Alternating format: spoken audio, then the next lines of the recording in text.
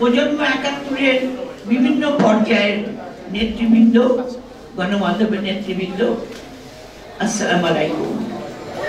আমি প্রথমেই এই ২০তম প্রতিষ্ঠা বার্ষিকী উপলক্ষে সংগ্রামী সালাম জানাচ্ছি আমি এই প্রজন্ম ৭১-এর নেতাকর্মীদের, সভাপতি, সাধারণ সম্পাদক সহ এই জন্য জানাচ্ছি যে আপনাদের দীর্ঘ আন্দোলন সংগ্রামের এবং ঐক্যবদ্ধ প্রচেষ্টার ফলে ২৪-এর গণ অভ্যুত্থান হয়েছে।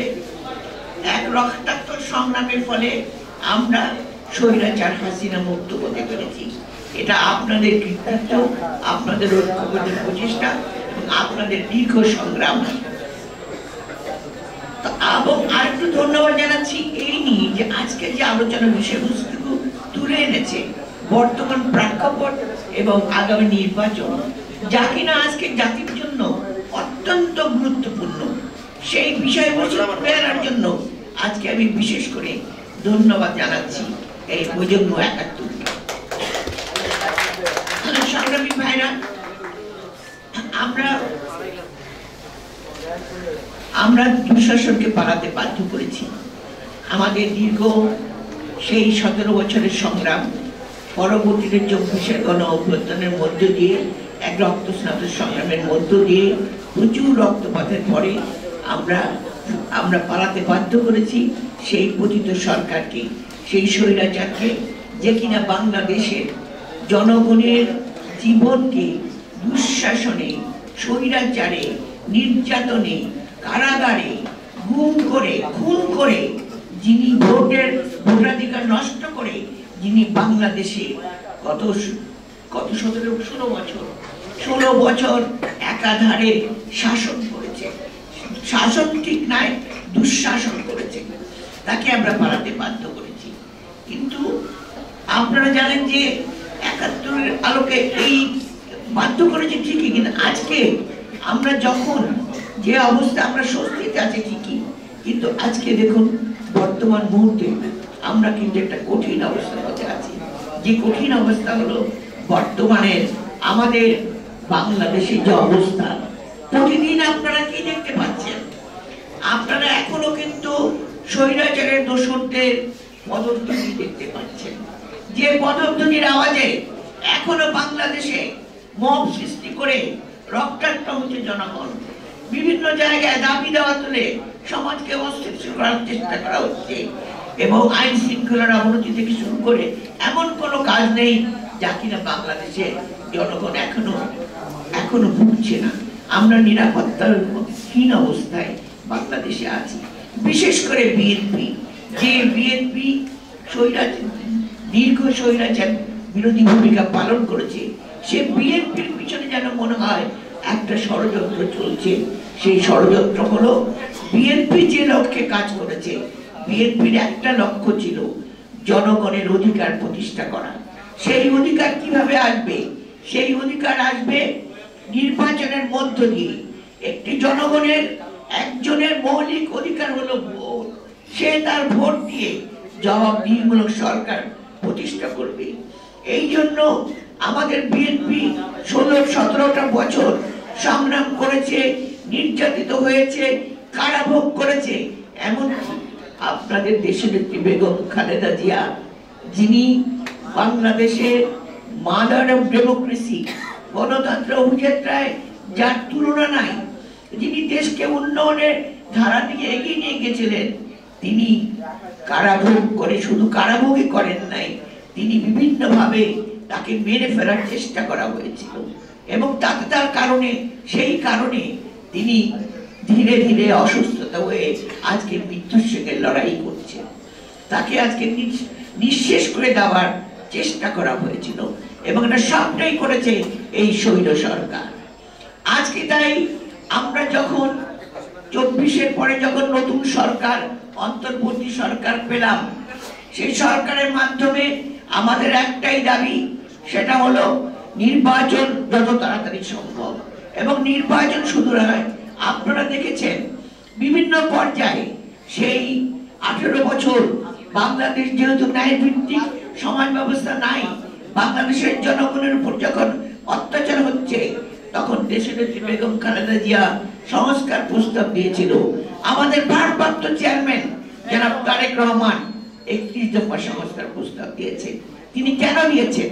তিনি বলেছেন নির্বাচনের মধ্য দিয়ে আমরা রাষ্ট্র কাঠামোর বিভিন্ন অসঙ্গতি দূর করে আমরা দেশকে একটা ন্যায়ভিত্তিক সমাজ ব্যবস্থা উপহার দেব, যাতে করে প্রতিটি মানুষ শিক্ষা বলেন, শ্রমে বলেন, বিভিন্ন পর্যায়ে তারা যেন তাদের ন্যায্য অধিকার ফেরত পেয়ে তারা কাজ করতে পারে, তারা যেন মাথা উঁচু করে দাঁড়াতে পারে। যে জন্য শহীদ জিয়া, আপনারা দেখেছিলেন মুক্তিযুদ্ধ কেন হয়েছিল? ৭১-এর প্রজন্ম, আপনারা প্রজন্ম ৭১, সেই চেতনা উদ্ভাসিত হয়ে আপনারা এতদিন লড়াই করেছেন। সেই মুক্তিযুদ্ধ ছিল জনগণের গণতন্ত্র, জনগণের বেঁচে থাকার অধিকার, মাথার উপর ছাদ, পরনের কাপড়, খাদ্য নিরাপত্তা থেকে শুরু করে শিক্ষা, সংস্কৃতি, শ্রম, প্রতিটি ক্ষেত্রে তার বেঁচে থাকার অধিকারের জন্য। সেই ন্যায়ভিত্তিক সমাজ ব্যবস্থা প্রতিষ্ঠার জন্য শহীদ জিয়া বিএনপিকে প্রতিষ্ঠা করেছিলেন। যে বিএনপি এতদিন জনগণের সেই শহীদ জিয়ার আদর্শকে মাথায় রেখে জনগণের কল্যাণ করে আজ পর্যন্ত সংগ্রাম করে চলেছে।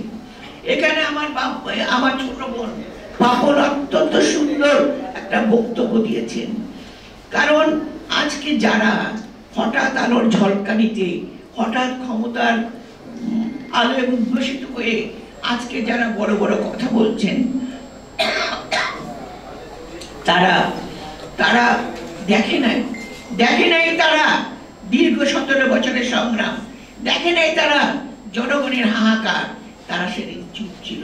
দেখে নাই তারা আয়নাঘরের সেই অত্যাচার, যে আয়নাঘরে মানুষকে গুম করে দিনের পর দিন কবরখানায় রেখে মানুষকে নির্যাতন করা হতো।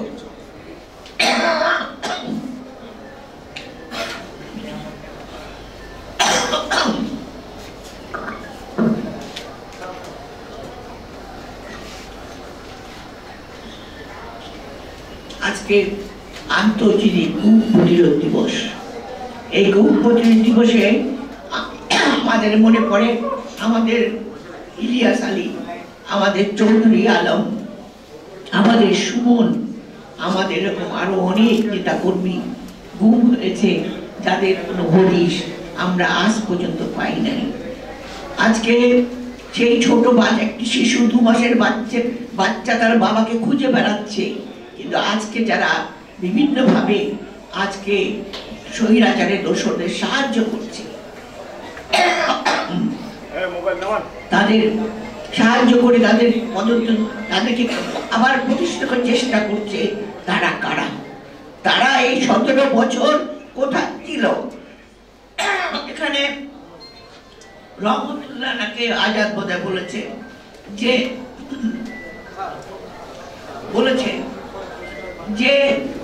গত 10 বছর একটি রাজনৈতিক দল শুধু তাদের নিজেদের অস্তিত্ব টিকিয়ে রাখার জন্য চেষ্টা করেছে, কোনদিন বাংলাদেশের মানুষের সংগ্রামের কথা চিন্তা করে নাই, কোনদিন তাদের নির্যাতনের কথা চিন্তা করে নাই। তারা তাদের নিজেদেরকে নিয়ে ব্যস্ত ছিল। আজকে কয়েকটি রাজনৈতিক দল আবার চেষ্টা করছে নির্বাচনকে বানচাল করা। আমাদের মনে হয় আমরা স্বৈর সরকারের সেই দুঃশাসনের পদধ্বনি, সেই ক্ষমতালোভী পাওয়ার নির্বাচন বন্ধ করে কিভাবে বাংলাদেশে মানুষের উপর আধিপত্য রাখা যায় সেই চেষ্টা আবারও চলছে। কিন্তু বাংলাদেশের জনগণ আমরা জানি এটা হতে দেবে না। বিশেষ করে আমাদের ভারপ্রাপ্ত চেয়ারম্যান জনাব তারেক রহমান, যিনি সুদূর বিদেশে বসে এই বাংলাদেশকে সংগঠিত করেছে, বাংলাদেশের নেতৃত্বকে সংগঠিত করে আজকে একটা স্বৈর সরকারের পতন ঘটিয়েছে, তারই হাতে গড়া আপনারা এই প্রজন্ম ৭১, আপনারা আছেন সেই মুক্তিযুদ্ধের আসল যে স্বপ্ন, সেই স্বপ্নকে বাস্তবায়ন করার জন্য। তাই আমরা মনে করি আজকে যে চিন্তাধারা নিয়ে বিভিন্ন জায়গায়, গতকালই দেখেছেন কি অবস্থা হয়েছে। এই যে আজকে আমি একটু আগে দেখছিলাম টেলিভিশনে, এই মোবাইল, নূর, যিনি একজন ছাত্র নেতা, সেই নূরের আজকে অবস্থা খুব খারাপ। এই যে অরাজকতা, এই যে সৃষ্টি, এই যে আইন শৃঙ্খলার অবনতি, এর জন্য দায়ী কারা? সেই কারা দায়ী সেটা আজকে আপনাদেরকে বুঝতে হবে, আমাদেরকে বুঝতে হবে। এবং আপনাদের ঐক্যবদ্ধ প্রচেষ্টার মাধ্যমে আপনাদেরকে আগামী দিনের আমাদের যে গণতন্ত্রের পথ,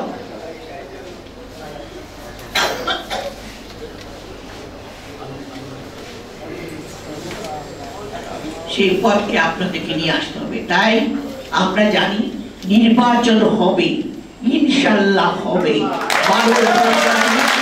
যে রোডম্যাপ ঘোষণা করা হয়েছে সেই রোডম্যাপে এখানে বাধা আসবে, অনেক রকম বাধা আসবে। সেই বাধাকে অতিক্রম করবে আমার এই তরুণ প্রজন্ম, তরুণের দল। দেশকে রক্ষা করেছে। এক সময় 90-এর গণ-আন্দোলনের ছাত্র সমাজ ছিল, তারপরে আপনারা 71-এ দেখেছেন তরুণ ছাত্র সমাজ ছিল, এখনো আপনারা দেখেন এই 24-এ ছাত্র জনতা, শ্রমিক, আপনাদের মতো নেতারা, তরুণ নেতা যারা আমার নাতি নাতনির বয়সী, আপনারা দেশকে রক্ষা করেছেন এবং এবারও করবেন।